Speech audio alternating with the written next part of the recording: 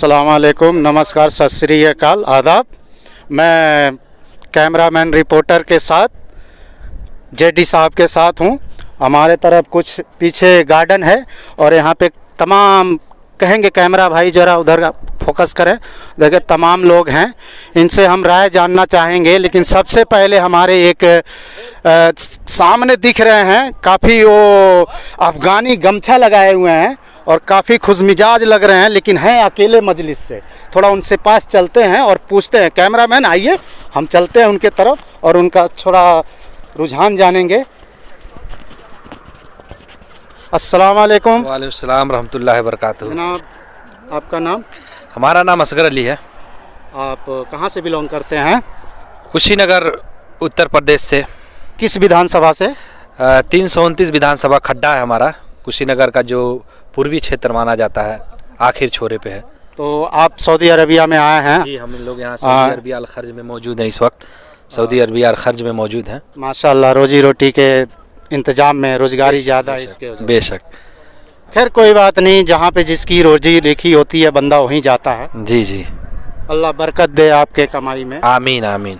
तो हम पूछना ही चाह रहे थे कि आप अभी फ़िलहाल में इलेक्शन हुआ है, यूपी इलेक्शन, आप उस पर क्या कहना चाहेंगे? वैसे होने के तो 5 राज्य में हुआ है, लेकिन हम यूपी का ज़्यादा इसलिए कर रहे हैं कि वहाँ पे एआईएम चुनाव लड़ी थी।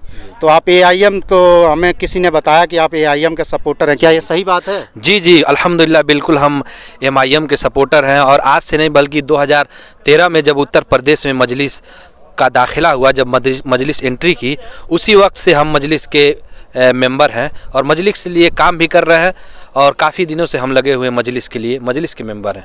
लेकिन आप तो ज़मीनी स्तर पर नहीं है, मान लीजिए चुनाव वहाँ पे है, लेकिन आप हैं सऊदी अरबिया में, तो आप किस जरिए, मतलब किस माध्यम से आप पार्टी को मजबूत कर रहे हैं? प्रचार किस, सोशल मीडिया या कुछ माली हालत जो कैंडिडेट हैं उनको किस तरह से?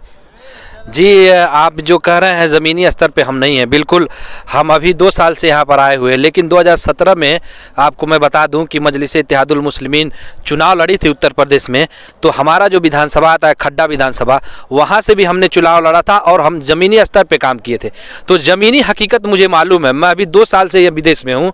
तो हम इस वक्त सोशल मीडिया के द्वारा, और हम लोगों ने 5-6 साल पूरे कुशीनगर में मेहनत किया है और हमारे मेंबर हैं, हमारे जो पार्टी के जो कार्यकर्ता हैं, तो मैं उन कार्यकर्ताओं द्वारा, और जो हमने ज़मीन पर 5 साल मेहनत की, उस हिसाब से हम यहाँ से भी सोशल मीडिया के ज़रिए अपने कार्यकर्ताओं को अब और अपने मेंबर को और अपने वोटरों को, जो मजलिस के चाहने वाले हैं, उन लोगों को हमेशा हम जागरूक करते रहते हैं। लेकिन हम तो हमेशा यही सुनते आते हैं कि ओवैसी साहब को सिर्फ ये बोला जाता है ये मुस्लिम की पार्टी है, मुस्लिम की पार्टी है। तो आप किस आधार पे जनाधार बढ़ाएंगे? क्या आपके बेसिस रहेंगे? क्या ज़मीनी मुद्दे होंगे? क्या आवाम के मुद्दे होंगे जिसको अपने तरफ मुतासिर करके वो मुद्दे को खींच करके इलेक्शन में कामयाबी कर सके? ऐसी कौन सी रणनीति होगी, क्या आप हमें बता सकते हैं? देखिए, हिंदुस्तान के इतिहास में जितनी भी सियासी पार्टियां हैं, अगर आप लोग, ये कोई कह रहा है कि मजलिस की क्या हकीकत है, मजलिस किस बेस पे चुनाव लड़ती है, तो मैं आपको बता देना चाहता हूं कि मजलिस इत्तेहादुल मुस्लिमीन सिर्फ मुसलमानों की पार्टी नहीं है। ये गलत फहमियाँ मजलिस के बारे में लोग फैलाते हैं। मजलिस, लेकिन नहीं, मजलिस ये नहीं करती है, लेकिन ओवैसी साहब का तो हर एक मंच पे ही भाषण रहता है, माइनॉरिटी। इस पे क्या कहेंगे? माइनॉरिटी की बात नहीं है। ओवैसी साहब अगर बात करते हैं तो संविधान की बात करते हैं, दलित की बात करते हैं, पिछड़ों की बात करते हैं, मजलूमों की बात करते हैं। और मैं आपको बता दूं, उत्तर प्रदेश में या हिंदुस्तान में सबसे ज़्यादा अगर कोई बैकवर्ड है, पिछड़ा है, सबसे ज़्यादा अगर किसी के ऊपर जुल्म हुआ है, सबसे ज़्यादा अगर कोई मजलूम है, तो कौम मुस्लिम है। इसलिए हमारे सदर बैरिस्टर असदुद्दीन, ये चीज़ें तो सब नहीं कहते हैं। जी जी, ये सिर्फ ओवैसी साहब कहते हैं। हम कैसे विश्वास कर लें कि आप सही कह रहे हैं? बाकी सब लोग तो बीजेपी को एजेंट, एआईएम को एजेंट बता रहे हैं बीजेपी का। इस पे क्या कहना है आपका? ये सरासर उनकी गलत बातें हैं। हमारी पार्टी किसी के एजेंट नहीं है और हमारे सदर बैरिस्टर असदुद्दीन ओवैसी साहब किसी के एजेंट नहीं हैं। वो अपने कौम की आवाज़ उठा रहे हैं। और हिंदुस्तान के सेकुलरिज्म में हर एक पार्टी को, हर एक इंसान को अपनी पार्टी बनाने की आज़ादी है और हर इंसान अपनी पार्टी बना सकता है और चुनाव लड़ सकता है। मैं आपकी जानकारी के लिए बात बता दूं कि बीजेपी का एजेंट वही लोग कहते हैं जिसकी दुकानें ख़त्म होती हुई नज़र आती हैं एमआईएम के आने की वजह से, जिनकी दुकानें बंद होती हैं मजलिस की वजह से। किसकी बीजेपी किसकी दुकानें बंद कराने की बात कर रहे हैं? आपके तो 100 सीटों में एक खाता भी नहीं खुला उत्तर प्रदेश में, आप दुकानें किसकी बंद कराएंगे? आपका तो सेक्टर खुद ही डाउन हो गया। बिल्कुल बिल्कुल खाता नहीं खुला, ये आप इसका डिसाइड नहीं कर सकते हैं।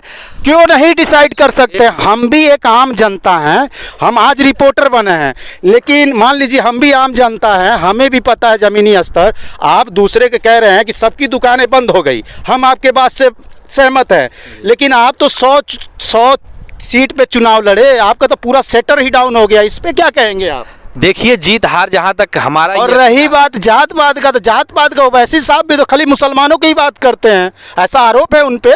मैं इसका जवाब आपको दे चुका हूं कि हमारे सदर बैरिस्टर असदुद्दीन ओवैसी साहब सिर्फ मुसलमानों की बात नहीं करते हैं, वो मजलूमों की बात करते हैं। आप मजलूम एक लफ्जी अरबी लफ्ज़ है, इसका माना आपको समझना पड़ेगा। हाँ, लफ्ज़ मतलब मजलूम का मतलब हो गया लाचार। हाँ, जिस पे जुल्म हुआ हो। हमारे सदर कभी भी मुस्लिम की बात सिर्फ नहीं करते हैं, दलितों की बात करते हैं, बैकवर्ड क्लास की बात करते हैं, गरीबों की बात करते हैं।